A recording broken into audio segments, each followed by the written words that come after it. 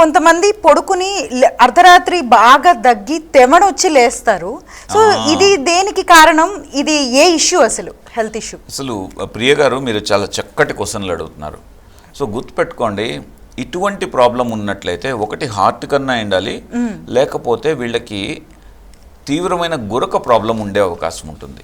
జనరల్గా ప్రజల్లో ఏముంటుందంటే, ఏం ఆలోచిస్తారంటే, మనం గురక పెడితే పక్క రూమ్కి వినబడితేనో లేకపోతే పక్క వాళ్ళకి డిస్టర్బెన్స్ వస్తేనో గురక అని అనుకుంటారు.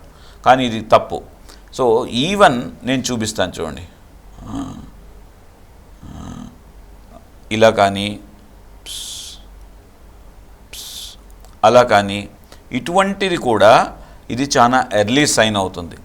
ఇటువంటిది కూడా మీరు జాగ్రత్తగా మీరు ఐడెంటిఫై చేసి దీన్ని కరెక్ట్గా ఎవాల్యుయేట్ చేసుకోవాలి. ఎవాల్యుయేట్ చేసుకున్నప్పుడు వీళ్ళకి ఏమవుతుందంటే, ఒకటి పడుకున్నప్పుడు ఈ నాలుక వెనక్కి పడిపోయి ఊపిరాడకుండా లేస్తుంటారు.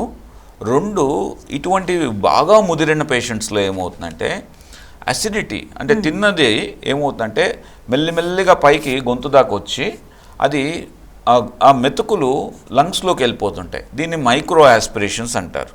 ఈ మైక్రో ఆస్పిరేషన్స్ వల్ల వీళ్ళు ఊపిరి అందకుండా లేస్తుంటారు. ఇవన్నీ కూడా మనం ఏదైతే గత 5 నిమిషాల్లో మాట్లాడామో ఇవన్నీ సీరియస్ ప్రాబ్లమ్స్ అండ్ చాలా కామన్ ప్రాబ్లమ్స్ కూడా. చాలామంది, I can say without doubt, even 90 to 95% of పీపుల్కి ఈ ప్రాబ్లమ్స్ ఉన్నా కానీ ఏదో ఒకటి, అంటే వేడి నీళ్ళు తాగి పడుకోవడము, లేకపోతే ఫ్యాన్ కొద్దిగా పెంచుకొని పడుకోవడము, లేకపోతే తల కొద్దిగా ఎత్తు పెట్టుకొని పడుకోవడము, ఇలా చేసి బైపాస్ చేస్తుంటారు. కానీ కరెక్ట్ ప్రాబ్లం ఐడెంటిఫై చేసి కరెక్ట్ ట్రీట్మెంట్ తీసుకుంటే మీకు మీ యొక్క హెల్త్ చాలా ఇంప్రూవ్ అవుతుందని గుర్తుపెట్టుకోవాలి.